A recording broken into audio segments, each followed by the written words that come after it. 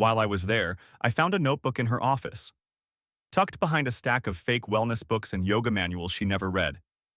Inside were her plans, lists of cities she wanted to move to, houses she bookmarked, a journal of her manifestations. And scattered between those pages were sketches, yes, actual sketches, of wedding dresses, with dates, projected dates, with Mike. She was drawing out her future with him while I was scrubbing the blood from the pipes of our leaking marriage. She never planned on fixing us, not once. She was just buying time, waiting for me to step aside or, better yet, collapse. She underestimated how far a quiet man can be pushed. I sent her a final message, through my lawyer, of course. Short and sharp. All communications will go through legal counsel. Do not contact me directly. Further attempts will be considered harassment. That same night she showed up at my job, crying, sobbing in the parking lot, makeup streaked, shaking like she was about to collapse. A scene, a goddamn performance. One of the new hires from the dispatch came inside, awkward and wide-eyed, telling me there was some lady outside who seems pretty upset. I walked out, slowly, deliberately, arms crossed, expression blank. She ran up to me, tried to touch my arm. I stepped back. "Don't," I said. "Please," she cried. "Can we just talk? I made a mistake. Jacob, I miss you." "No," I said, flat. "You miss security. You miss comfort. You miss the fool you used to manipulate. That fool's gone." She stood there, stunned, like she didn't recognize the man in front of her anymore. Good. I filed for a restraining order the next day. She wasn't dangerous, no. But she was desperate. And desperate people with nothing left will do anything to claw back a piece of what they destroyed. I wasn't going to be her rehab, her lifeboat, or her landing pad. Let Mike deal with her unraveling now, if he stuck around. Meanwhile, I pulled back the curtain on her real life. Quietly, methodically. I shared the truth. Not slander, not anger, just facts. A private group online, mostly our mutuals. I uploaded the timeline, photos, receipts, her texts. I made it clear, this wasn't revenge porn or defamation or attention seeking. This was documentation, transparency, a woman who lied, cheated, and stole. Let the chips fall. And fall they did. Her best friend? Gone. Blocked her across everything. Her sister? Called me in tears, apologizing for what she'd let slide. Her boss? Found out she'd been taking sick days for her hotel meetups. Within a week, she was suspended pending an internal review. Within 2, let go. Code of conduct violation. And me? I was still in that cabin, still quiet, still calm. But now I was finally free. She begged for a meeting. Not through a phone call, those were blocked. Not by email, those went to my lawyer. She had to do it the old-fashioned way. A handwritten letter delivered to the front desk of my office, in an envelope that simply said, "Please." Inside was a note.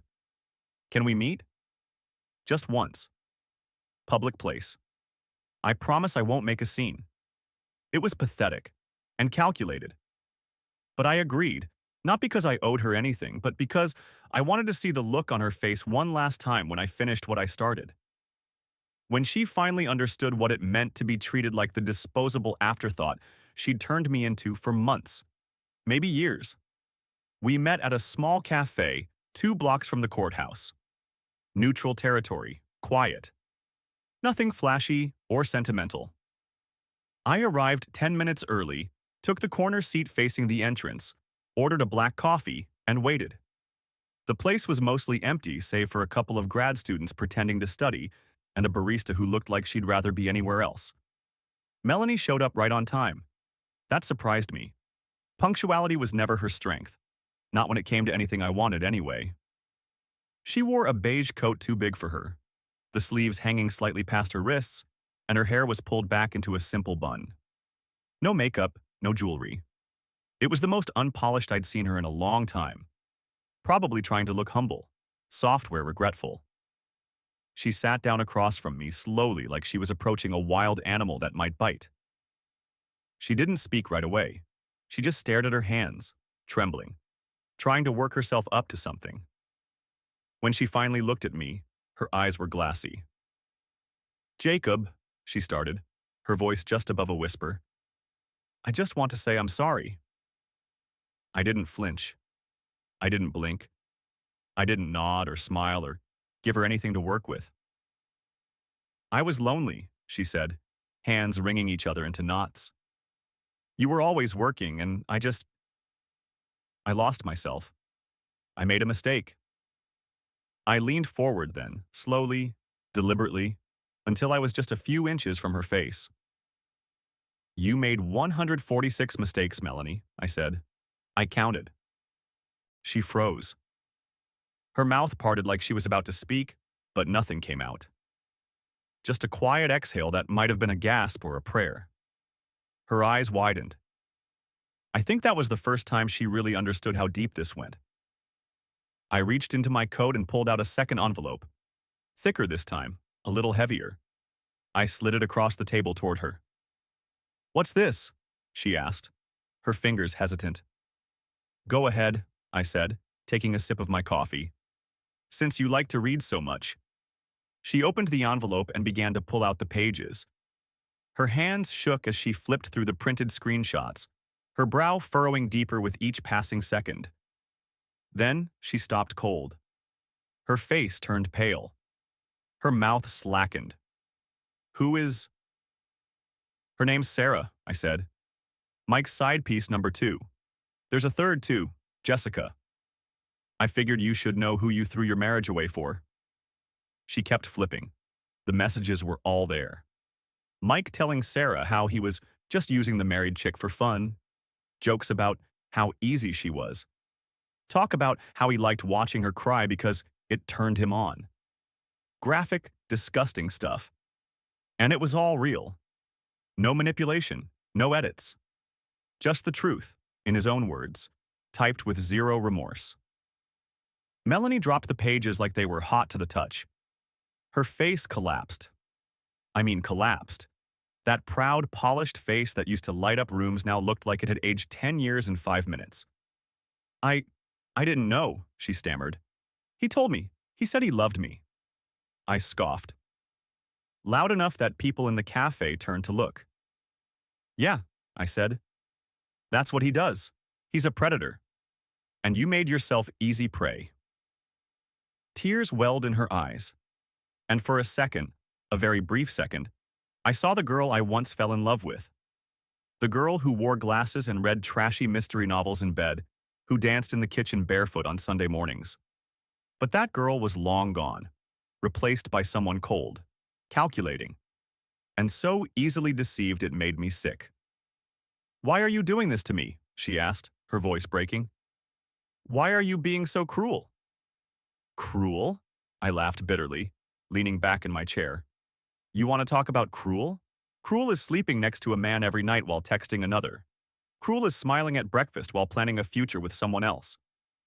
Cruel is calling me a ghost, a shell, a burden in your little voice memos to Mike. I'm not being cruel, Melanie. I'm giving you a gift, a mirror, and I'm letting you stare into it for as long as it takes." She covered her face, but the tears were coming anyway. Heavy, heaving sobs that rattled the table and drew stares from every corner of the room. The barista looked uncomfortable. One of the grad students actually stood up like he wanted to help but thought better of it. I just sat there, still, calm, watching her unravel. "I never wanted to hurt you," she sobbed. "I didn't mean for any of this to happen." "You don't get to say that," I said. "You don't get to pretend like this was some accident. You packed your bags for him. You planned a future with him. You looked me in the eyes every day and lied to my face. That's not an accident. That's who you are." She couldn't look at me.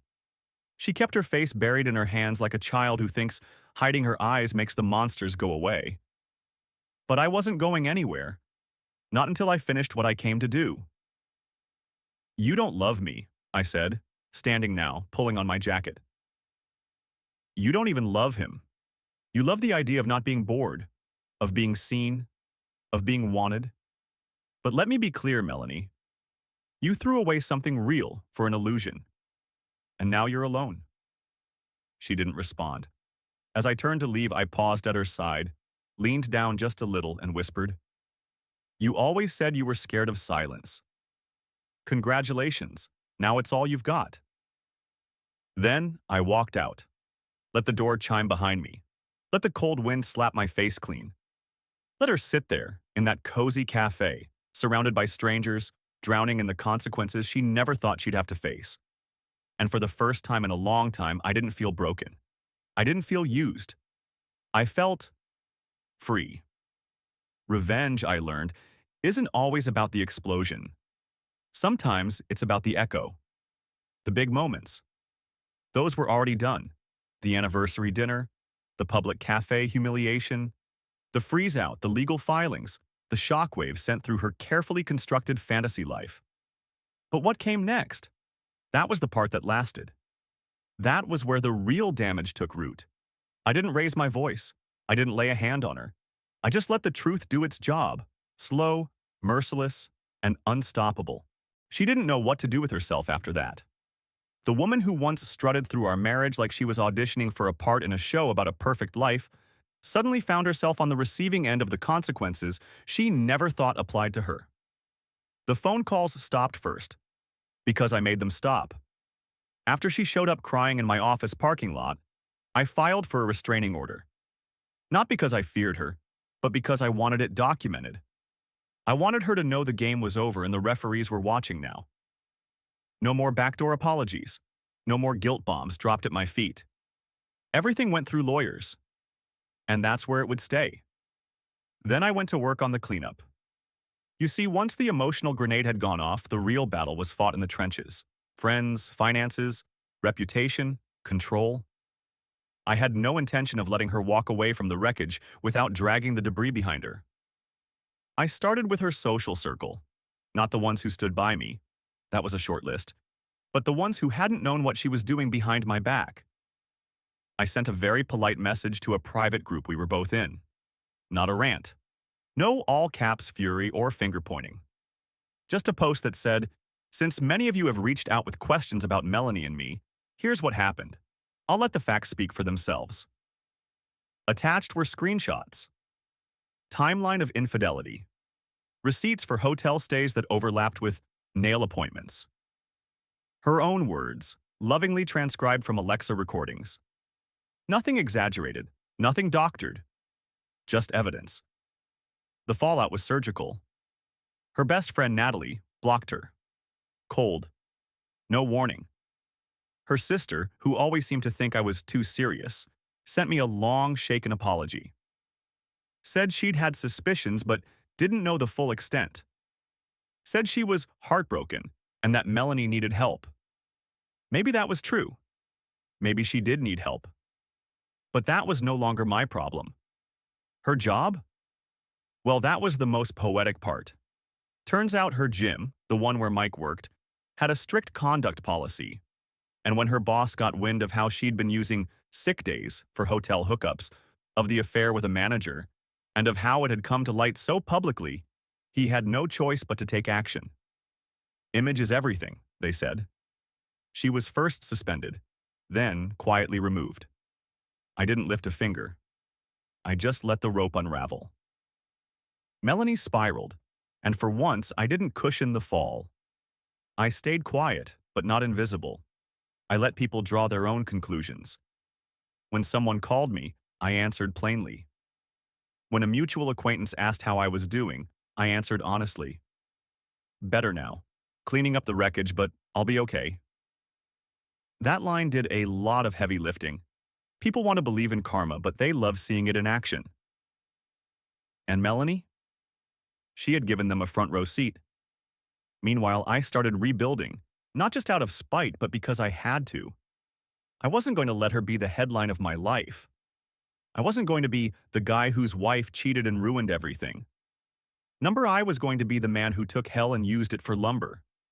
I started jogging again, early in the morning before the world had time to look. I picked up weekend shifts, saved the extra money. I joined a support group even if I hated the term.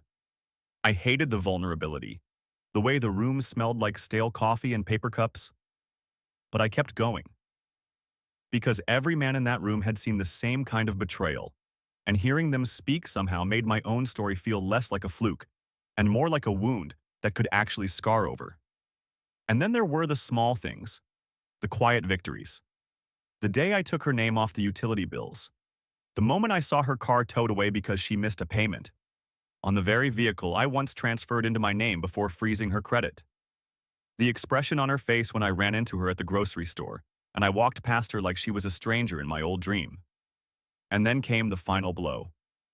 It was a Tuesday, cold and gray. I was at the courthouse finalizing the terms, property, accounts, the dog. She showed up late. She looked hollow. Not broken, not bruised, just empty. Like the cost of everything she had gambled for had finally caught up to her, and the pot she thought was full of gold was just dust and IOUs. Her hair was unkempt, her eyes red.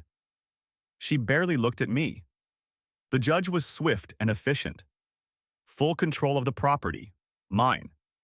All remaining accounts frozen, pending distribution, already mostly in my favor. Alimony? None. She forfeited it when the evidence of infidelity was deemed overwhelming. And custody of the dog? My choice. Of course I took him. The judge read the terms like he was reciting a grocery list, but to me it sounded like gospel. And when it was over, I stood up, gathered my papers, and turned to leave. I paused only once, long enough to lean in and whisper, "You thought you were escaping boredom. Now you've got nothing but silence." She didn't say a word. She just sat there, staring at the floor as I walked away for good. It was supposed to be our 10th anniversary. I'll never forget that date. How could I? It had been carved into my mind years earlier with a trembling hand and a hopeful heart. I had written it in Sharpie on the underside of our first kitchen cabinet, right next to the date we closed on the house, and the day we got the dog, and that rainy morning when she first told me she wanted to try for a child. Back then, it was our calendar of dreams. Now, it was just a wall of tombstones.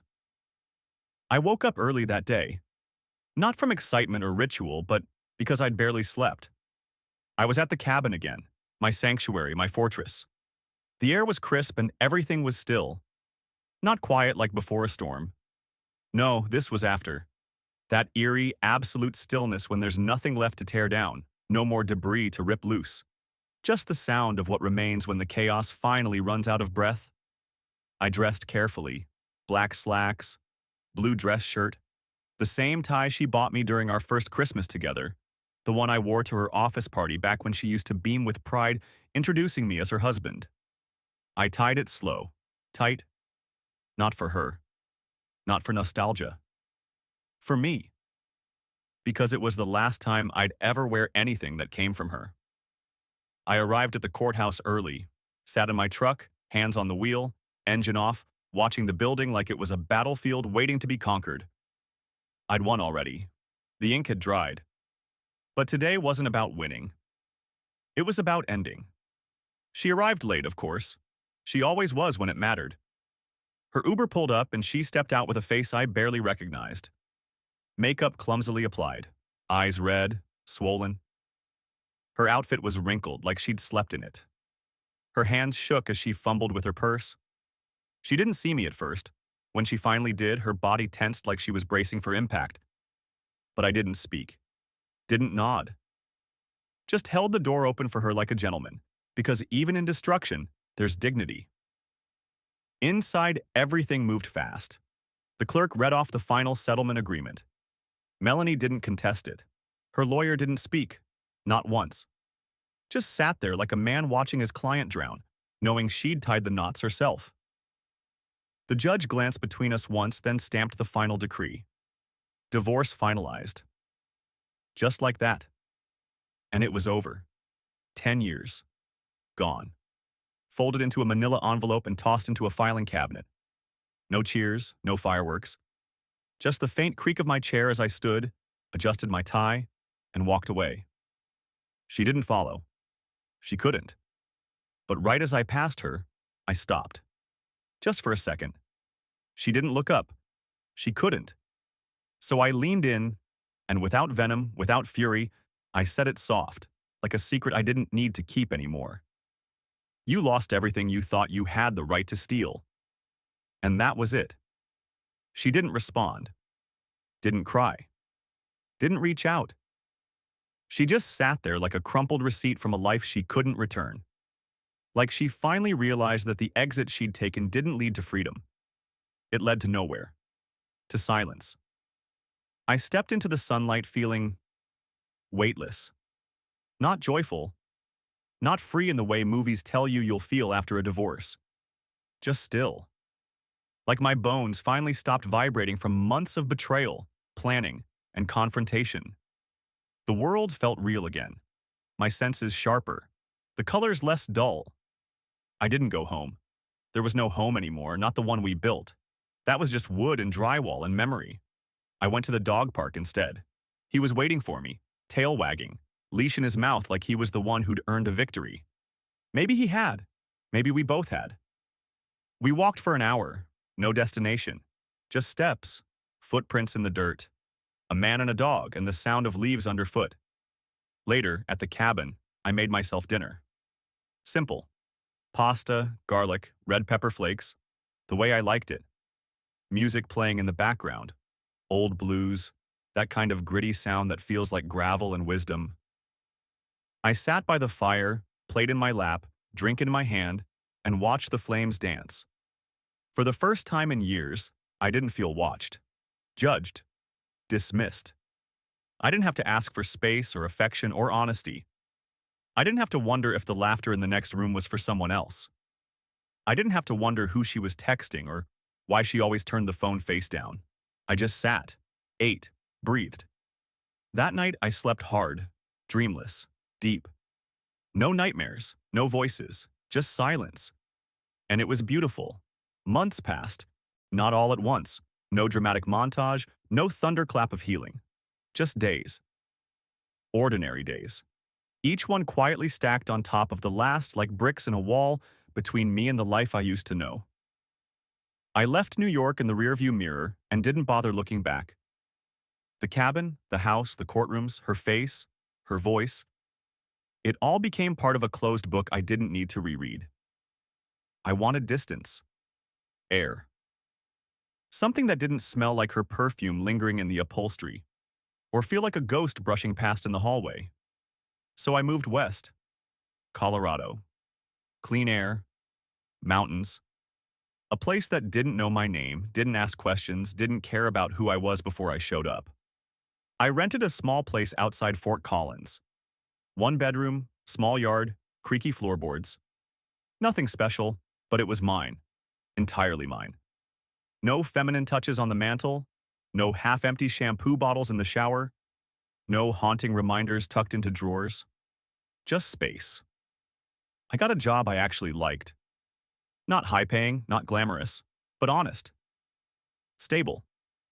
I worked with my hands again, took on projects, built things, fixed things. It was the kind of work that exhausted you in a good way, the kind where your body hurt but your mind didn't, where you could sleep at night without a single thought to chase down. My circle changed too.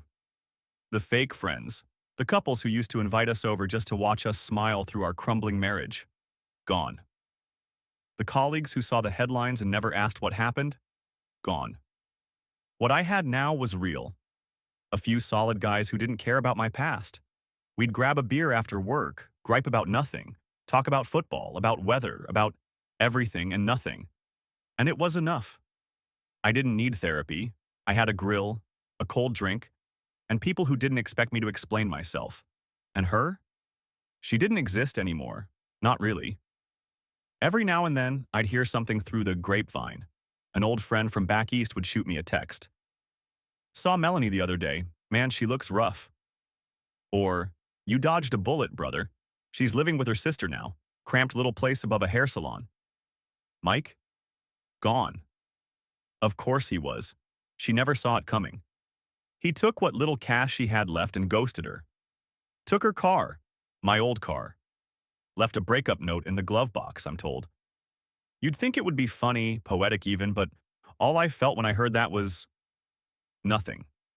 I didn't laugh. I didn't shake my head or whisper, serves her right. I just blinked and went back to washing my dishes. That's what moving on looks like. When even karma feels like a footnote. She tried to reach me. Emails. Most of them just a single line. Can we talk? Or, I'm sorry. Or, I miss you. They go straight to spam. I see the subject line sometimes when I empty the folder. Her name, there in bold, like it still holds weight. But it doesn't. She's just another ghost in the machine now. A mistake in the code. A piece of junk mail that gets deleted without a second thought. People always ask, do you hate her? Number hate takes effort, energy, and I don't owe her either. I don't think about her anymore. That's the real end. Not the court papers, not the slammed doors or the whispered threats. The real end is when she stops being a presence in your mind. When you stop asking why. When her voice no longer echoes in your head at 2 a.m. When her scent doesn't trigger old feelings but just reminds you to buy new furniture. I sleep soundly now. No dreams. No panic. I don't check the time when I wake up because there's no one to impress, no one to tiptoe around, no fear of what might be hiding in the glow of her phone screen. I sit on the porch sometimes and drink my coffee slowly. I read books I never had time for. I listen to music she hated. I cook meals with garlic because no one's complaining anymore. I play fetch with my dog in the yard. I buy whatever goddamn throw pillows I want. I don't miss her. I miss the man I was before she hollowed him out. But piece by piece, I've rebuilt him. Smarter. Sharper. Not colder, but quieter. Like a blade that no longer needs to flash to cut deep. The cruelest revenge? It's not ruining someone. It's living a life so clean, so steady, so peaceful, that they don't exist in it anymore. And she doesn't. Not even a little. Watch more interesting stories on my channel.